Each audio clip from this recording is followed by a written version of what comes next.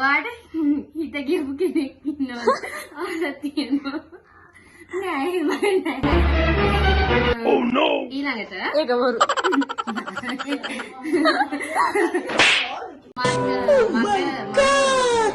මට දෙන කවදා හරි කියලා තියෙන්නේ මොනවද? Hello guys.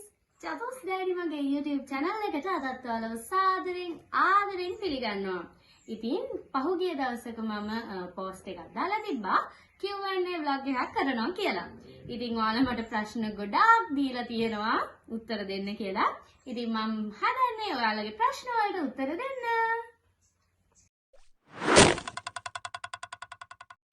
මගෙන් අහලා තියෙන පළවෙනි ප්‍රශ්නේ තමයි ඇයි ඔයා ඔච්චර මහත කියලා. ඒක ඉතින් දන්නේ නැහැ මහතයි. මං හිතන්නේ ජානමේ හේතු ඒ නැතත් මක් කනවා. ඉතින් ඒ හින්දා වෙන්නේ නැති මම මහතයි. ඊළඟට අහලා තියෙනවා මුලින්ම කියන්න ඕනේ මේ කමෙන්ට් වල, ඒ කියන්නේ ප්‍රශ්න වල වගේම සමහර බ්ලොග් වල කමෙන්ට් වල පොඩි බ්ලොග් එකට ගැලපෙන්නේ නැති වගේ ඒ වගේම සමහර ප්‍රශ්න තියෙන පොඩ්ඩක් බොළඳයි. ඒකට හේතුව තමයි මගේ ෆෑන්ස්ලා ගොඩක් අය පොඩි අය. ඒ හින්දා තමයි එහෙම ප්‍රශ්න අහලා තියෙන්නේ. ඉතින් මම මේ ප්‍රශ්න වලට හරි ආදරෙන් උත්තර දෙනවා. ඉතින් ඊළඟට අහලා තියෙනවා are you mad කියලා. No, I am not mad. Are you mad? ඊළඟ ප්‍රශ්නේ ඇයි මේ වගේ වැඩක් කරන්න හිතුවේ? මං හිතන්නේ මේ Q&A එක ගැන අහලා ඇත්තේ. මේ වගේ වැඩක් කරන්න හිතුවේ ගොඩක් පෞද්ගලිකව මාව හම්බුනහම ගොඩක් අය channel එකේ විස්තර අහනවා. ඒ හින්දා Q&A එකක් කරන්න හිතුවේ. හැබැයි මේකට දාලා තියෙන ඔක්කොම ප්‍රශ්න පෞද්ගලික ප්‍රශ්න. ඊළඟට අහලා තියෙනවා ඔයා දවසට කී පාරක් කනවද කියලා. වැදගත් ප්‍රශ්නයක්. උදේ ඉස්කෝලේ හරි ක්ලාස් හරි යන කලින් කනවා. ගිහිල්ලා ඉන්ටර්වල් එකේදී කනවා. ආයෙ ගෙදර ඇවිල්ලා කනවා. ආයෙ රැට කනවා. ඊට අමතරව තව එක වෙලක් කනවා. ඊට වැඩි උනත් අඩු නැහැ. ඊළඟට අහලා තියෙනවා ඔයාට වෙන වැඩ නැද්ද කියලා. අපෝ නෑ වැඩ තියෙනවා. ඒ වැඩ අතරේ පොඩ්ඩක් මයින්ඩ් රිලැක්ස් කරගන්න මේ වගේ වැඩක් කරනවා. ඊළඟට අහලා තියෙනවා ඇයි ඔයා ඔච්චර කන්නේ කියලා. බඩගින්නටනේ. ඊළඟට අහනවා ඔයා ලයිෆ් එකේ කැමතිම දේ මොකක්ද කියලා. මම මගේ ලයිෆ් එකේ හම්බ වෙන පොසිටිව් මට වින කටින් නැති හැම දෙයකම මම කැමතියි. ඊළඟට අහලා තියෙනවා ඇයි ඔයා වෙජිටේරියන් උනේ හේතුව? මට චිකන් අරව මේවා කන්න අප්පිරියයි. ඒක තමයි වෙජිටේරියන් වෙන්න හේතුව. ඊළඟට අහනවා ඔයාට කියන නික්නේම් එක හැදුන හේතුව මොකද්ද කියලා. මෙහෙමයි මට නික්නේම්ස් ගොඩක් තියෙනවා. මේ කියන්නේ මොන නික්නේම් එකද කියලා දන්නේ නැති හින්දා මට උත්තර දෙන්න විදිහක් නැහැ. sorry. ඊළඟට අහනවා ඔයා කන්න කැමතිම කෑම මොකක්ද කියලා. පොලොස් බිම්මල් වගේ දේවල් වලට මම වැඩිපුර කන්න කැමතියි. සොයමි.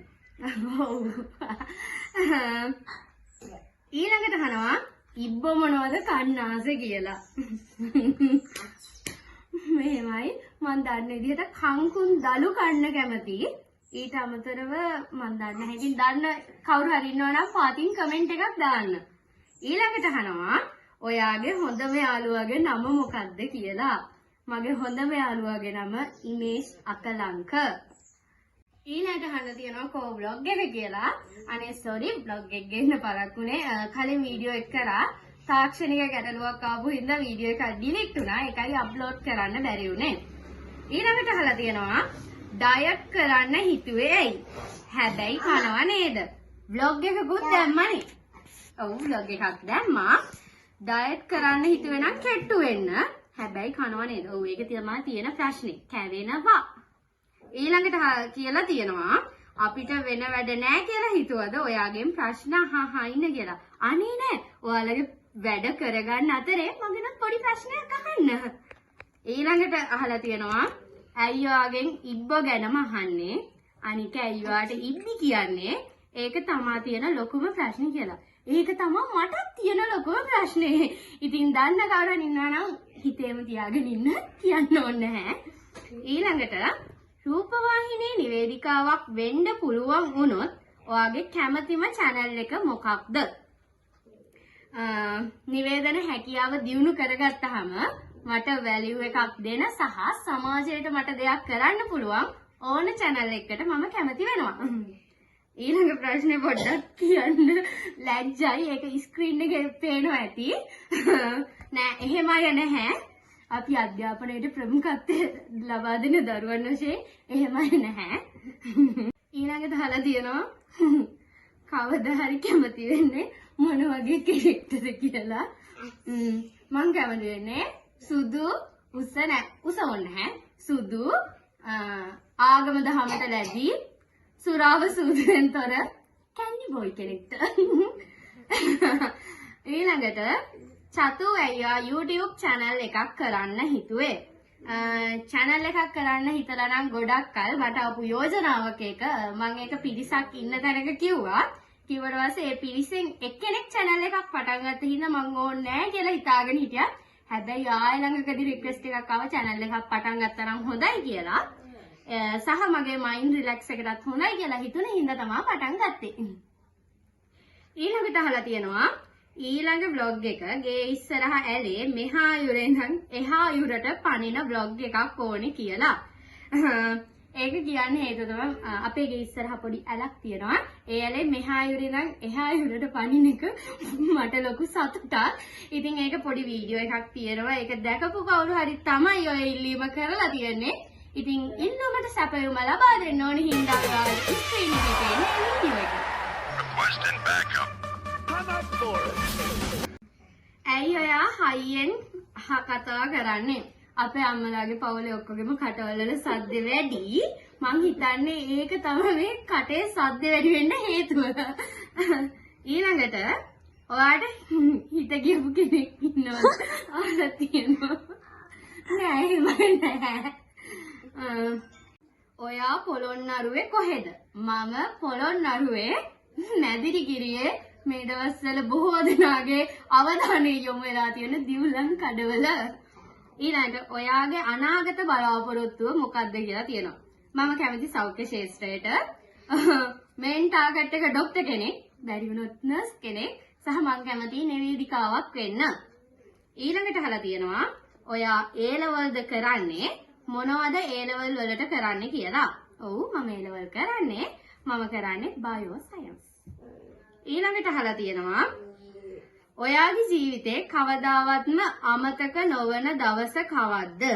අමතක නොවන සිදුවීමක් මොකක්ද කියලා. මගේ ජීවිතේ අමතක නොවන දවස් 3ක් තියෙනවා. දෙකක්ම සෝචනීය දවස් අපේ ආච්චි සීයයි නැති වුණ දවස්. අනිත් දවස නම් සතුටුදායකයි. කොළඹ යුනිවර්සිටි එකෙන් ඕගනයිස් කරපු කම්පිටිෂන් එකට පාටිසිපේට් කරලා ඒකෙන් ඕල් අයිලන්ඩ් 5 දෙනෙක් සිලෙක්ට් කරගත්තේ. ඒක ඉතුරු අය ඔක්කොම ලංකාවේ ප්‍රමුඛ පෙළේ පාසල් වල තරඟකාරුවන් නිසා මම ජයග්‍රහණයක් බලාපොරොත්තු වෙන්නේ හිටියේ නැහැ. හැබැයි නොසිතපු විදිහට පළවෙනි පාසල කොළඹ රාජකීය විද්‍යාලයේ වෙද්දී, දෙවෙනි පාසල නුවර මහා මායා වෙද්දී, තුන්වෙනි පාසල බොරැල්ල ධම්මිස්සර වෙද්දී, හතරවෙනියට මගේ නම සහ පාසල කිව්ව ඒ පුංචි මොහොත තමයි මගේ ජීවිතේ කවදාවත් අමතක නොවෙන දවස සහ සිදුවීම. ඉතින් ඕනතරම් කම්පිටිෂන් වලට සහභාගී වෙලා තිබ්බට අර ඒ මොහොත තමයි මගේ ජීවිතේ අමතක නොවන සිදුවීම සහ දවස. ඊළඟට අහලා තියෙනවා ඔයා වියලි කලාපේ කෙනෙක්ද කියලා. ඔව් මම වියලි කලාපීය හදවතක්. ඊළඟට අහලා තියෙනවා කවුද ඔයා කියලා. මම චතු. හරි ඊළඟට ආයෙත් අහලා තියෙනවා අනාගත බලාපොරොත්තුව මොකක්ද කියලා. මම මේකට උත්තර දුන්නා. ඊළඟට අහලා තියෙනවා කෑමත් එක්ක තරහක් තියනවද කියලා. මෙහෙමයි කෑමත් එක්ක තරහක් තියනවනම් මම එච්චර කන්නේ නැහැනේ. කෑමයි මායි අතර ලොකු බොන්ඩ් එකක් තියෙන හින්දා තමයි මෙච්චර කන්නේ. ඊළඟට අහලා තියෙනවා ඔයා වැඩිපුරම සතුටු වෙච්ච දවස මොකක්ද කියලා. එහෙම කියලා නෑ. ගෙවර හැම දවසක්ම මට සතුටුයි. ඊළඟට මම කොහොම චරිතයක්ද කියලා අහලා තියෙනවා. මට හිත රිද්දන සියලු දේම මගෙන් ඈත් කරන සහ මාව සතුටු කරන දේවල් මගේ ජීවිතයට ලං කරගන්න, කොහොම හරි මගේ බලාපොරොත්තු සාක්ෂාත් කරගන්න, ආදරය කරන අයට මම ඊට වඩා ආදරය කරන චරිතයක්.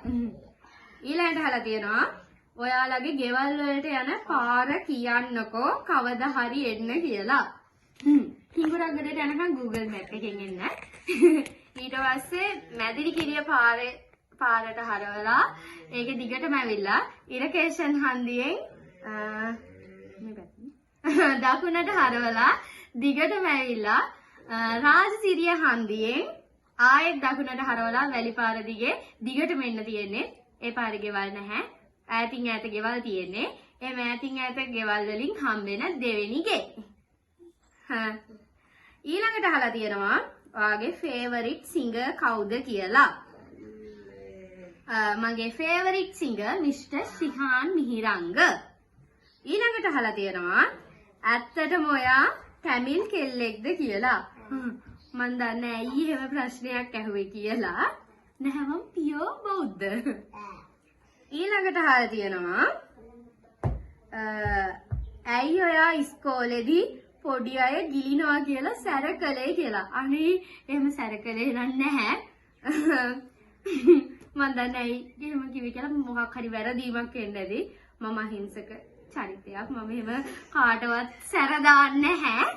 අනික ඉස්කෝලේ ගියපොළොත් එහෙම පාඩ් දාන එක හරි නැති හින්දා පාඩ් දාන්න ඕන තැන් වලත් කට වහගෙන ඉන්නේ. ඉතින් ඔහොම තමයි මගෙන් ප්‍රශ්න ටික අහලා තියෙන්නේ. මම හිතන්නේ ඔක්කොම ප්‍රශ්න වලට උත්තර දුන්නා. ඉතින් ප්‍රශ්න අහපු හැමෝටම ගොඩාක් ස්තුතියි. වීඩියෝ එක බලන්න, ලයික් කරන්න, කමෙන්ට් කරන්න, සබ්ස්ක්‍රයිබ් කරන්න. Goodbye.